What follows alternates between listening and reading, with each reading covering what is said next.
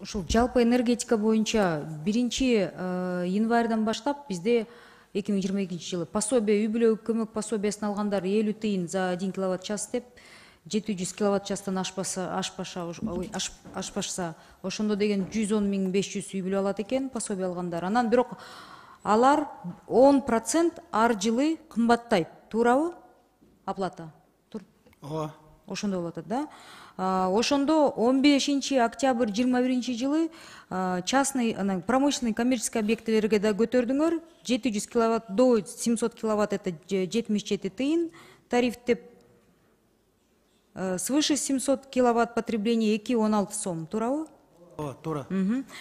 Быйыл болсо деген жаңы бир новшество киргизип атыптырсыздар. 5 сомдон бул майнинг фермаларга деп мындай эмеге интернет булактарда жүрөт да, ошону тактап бересиздер. Кандайча бул эме?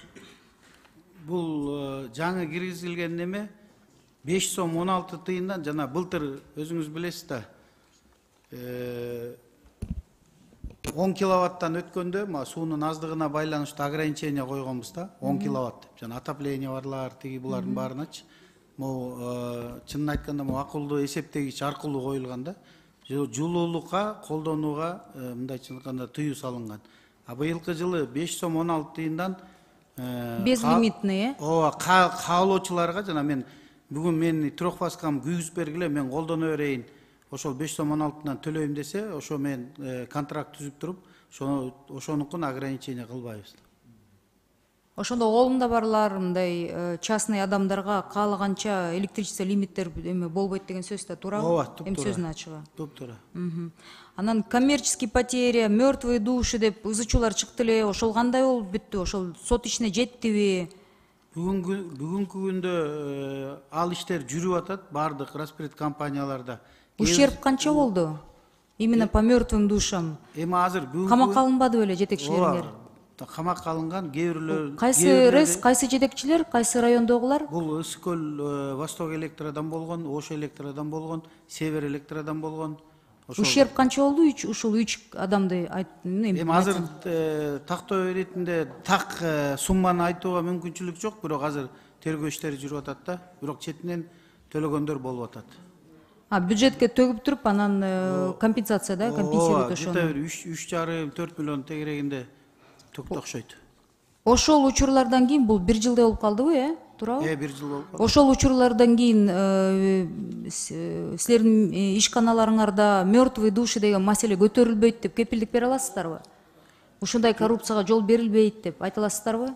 Жок, мындай мертвый душинин баары жанагы берки мындайча айтканда индукционный счетчиктерден, электронный счетчиктерден болуп келген. Азыркы убакта азыркы счетчиктер менен кийинки коюлган. Мына бүгүнкү күндө бизде 228 000 даана счетчик коюлду. Ошол примерно мындайча айтканда 3%ке жоготууну азайтты да.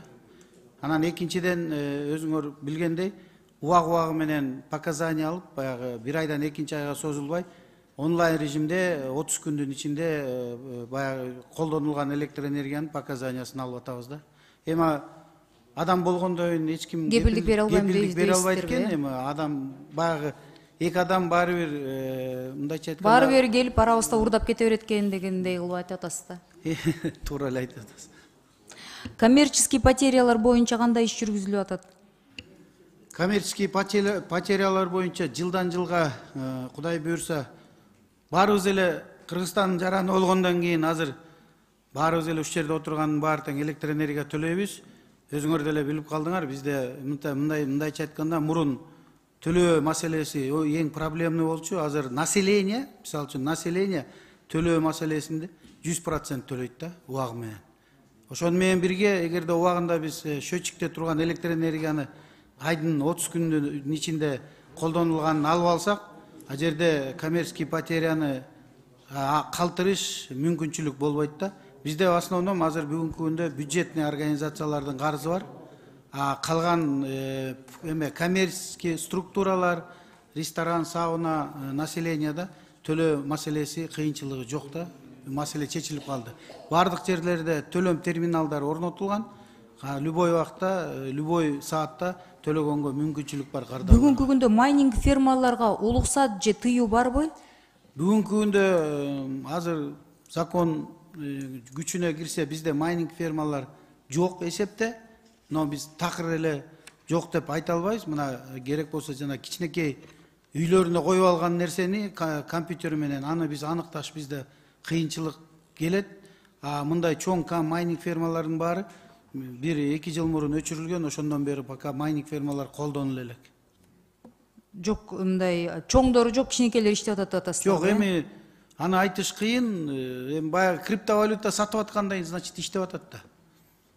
Аны силер көзөмөлдөй албасаңар, анда ким көзөмөлдөй алат? Биз эми үйүнө кирип, баягы обыск кылып карашыбыз керек. Андай мүмкүнчүлүгүбүз жок. Счетчиктин баары бизде сыртта турат.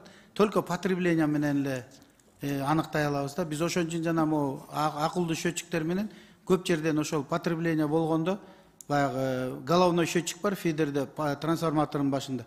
Ошо менен аныктаганга мүмкүнчүлүгүбүз бар да. Бирок ал аздык кылып атат. 1 миллион 200 абонент болсо, бизде 228 миң эле учет коюлган да. Түшүнүктүү. Ар бир келишимде эми консультантка көп акча беребиз деп биз ар жылы депутаттар көтөрөт да. Бул келишимиңерде ратификацияда консультанттарга канча каражат төлөп атасыздар? 1 миллион тегереги. Көппү, азбы сиздин Бул оюңузча? аз эле деп эсептейбиз. Процентном соотношении ошондо канча чыкты? 50 миллиондон 1 миллион. 50 миллиондон 1 1 миллион. миллион.